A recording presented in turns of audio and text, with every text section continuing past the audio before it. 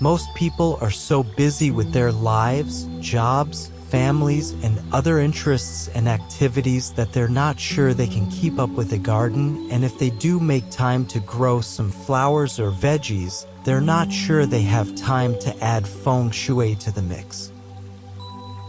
Gardening doesn't have to be a time-consuming activity, but it certainly can be if you want it to.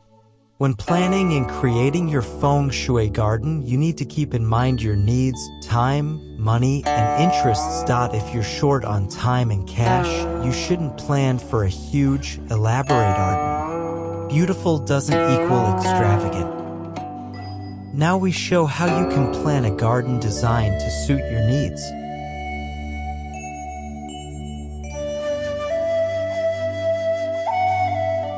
Dreaming about your perfect garden is all well and good and a great way to get motivated, but at some point you have to get down to brass tacks. We found that the best way to do that is to sketch a layout of your garden and then apply the Bagua, the placement app, to figure out what's right and what's wrong. By placing the Bagua over the layout with the career sector oriented to the entrance to the garden, you can see which areas of the garden correspond with which life sectors. As we mentioned earlier in this chapter, each of the directions of the Bagua corresponds with a different part of your life, such as family and career. These life sectors should all be represented in your garden, and you can keep them vigorous and healthy with careful attention. The 5 elements should also be balanced in your garden.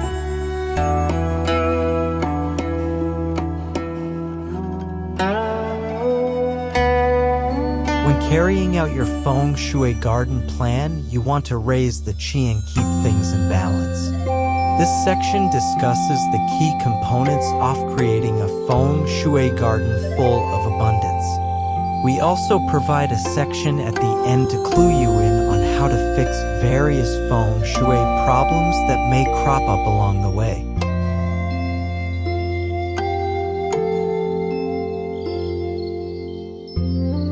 Some plants are more Feng Shui than others. They give off good vibes. Some plants, such as roses, can be more problematic in a Feng Shui garden. You want to choose wisely when picking plants for your garden, making sure that you use Feng Shui-friendly plants whenever possible and using ones that are problematic with caution and care. Plants with thorns and spikes may create negative or cutting qi, especially if they're planted where the thorns could catch on people's clothing or where the plants may seem subtly threatening to guests. For example, a hanging plant or a person must walk under to get from one part of the garden to another. Plants with long, trailing vines can trip people up, so use them with care as well. Friendlier plants include those with rounded leaves and blooms, especially plants that aren't aggressive in their growth. You also want to choose color carefully because some colors are more auspicious in certain locations.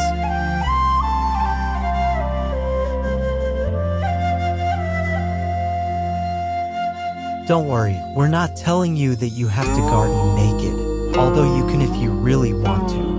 What we mean is that according to the principles of Feng Shui, the natural way is the better way.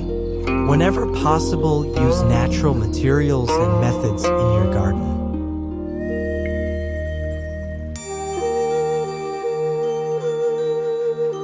Living critters create good vibes in a garden. They raise the qi, generate good living energy, usually, and otherwise make your garden appealing. So go ahead and invite those furry and feathered friends into your garden and treat them right.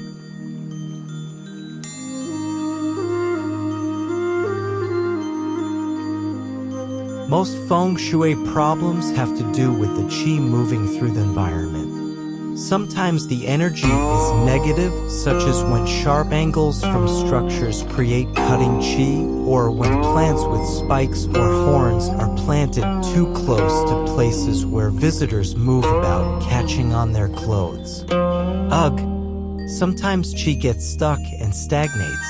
think of a pile of rotting weeds. Double ugh. She can get stuck in dark corners and in spots where last year's leaves have drifted into a big pile. Sometimes the energy whizzes through the space so fast it doesn't have time to stop and lift your spirits. Such as when yards and yards of wide-open prairie make up the garden with nothing to hold the chi in or encourage it to stop and stay a while. In any of these scenarios, you need to help the chi out, make the negative chi positive, speed up stagnating chi, and slow down chi that moves too fast.